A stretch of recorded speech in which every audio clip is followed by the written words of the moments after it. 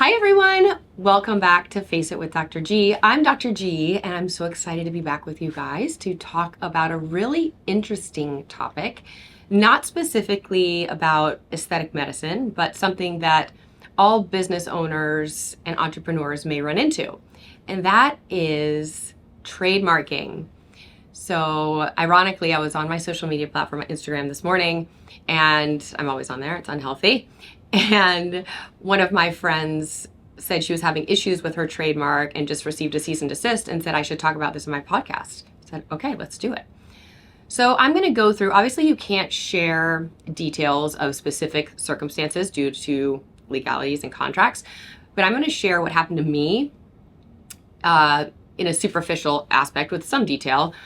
And I just want you all to know this is my experience and somewhat my opinion.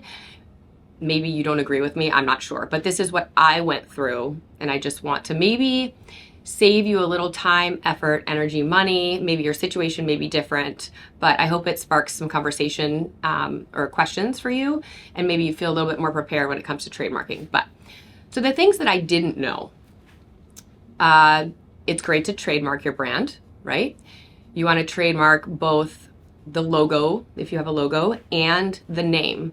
So that's something I also didn't realize. So when I started GFaceMD, I only trademarked the logo. And I was like, oh, I'm all set, right? And you want to trademark it in all colors. And there's several other things that you obviously should have a trademark attorney that can help you go through these things. But I trademarked my logo in all colors. And the trademark process, you pay a couple fees. Your lawyer will do a search for you to make sure there aren't any potential competitors that maybe your trademark wouldn't go through.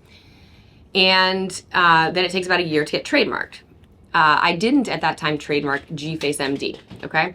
So I'll stop there and tell you what I learned about that specific instance was there are lawyers sitting in these enormous companies every single day scouring the trademark databases. And they look for companies that may have a conflict of interest with your company. Maybe they don't like the way your company looks. And they're just looking at everyone who's applied for a trademark to essentially get rid of people they think are their competitors.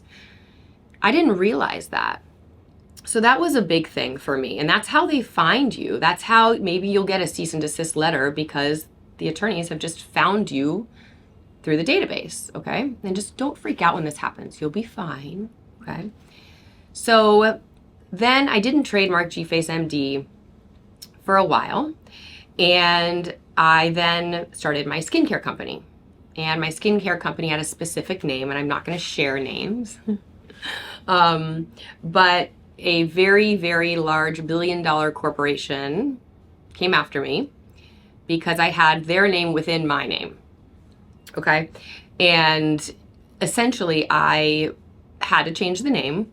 And I think that everyone needs to weigh the risk versus benefit. How much do you want to fight these types of things? And how important is it and how powerful is maybe that opposing company? So long story short, I changed the name. I was essentially given options to change the name. I couldn't even use certain things that somewhat sounded like it. It was wild. But I said, you know what, I'm moving on. This is happening for a reason, and I'm going to rebrand. So that's one way to think about it. Well, then GFaceMD, we then tried to trademark GFaceMD. And a company said, no, you can't. And I said, well, why? And long story short, I wasn't allowed to exist as a trademark company because this other company was trademarked. They had been around for a longer period of time, and they wouldn't allow me to do that.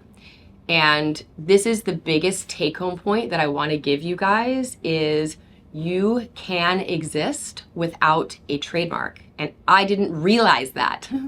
I didn't realize that there are so many companies out there that have the same name, and that's why they're probably not trademarked. It took me so long and so much money and time and energy to get to that conclusion. And again, all of your situations, they may be different than mine, but this is what happened to me. So with my companies, I went two different ways. With my skincare, I said, screw it. I'm not even going to deal with this enormous monster beast. I'm just going to rebrand. And everything has happened for a reason. And I'm so happy for that. With GFace MD, GFace is trademarked. Great. Ironically, everyone now calls GFace MD GFace, which everything happens for a reason. But GFace MD itself will never be trademarked. So if you can take away one little piece of information, it's a complicated situation. You should definitely have an attorney to go through all of the trademarking laws. And I have recommendations if you guys need one. But that's my experience. I hope that helped. Don't have to have a trademark to be super successful and own your own company. So that's that. I hope that helped. Short and sweet. And follow, like, subscribe. Let me know if you have any questions. I'll see you guys next time.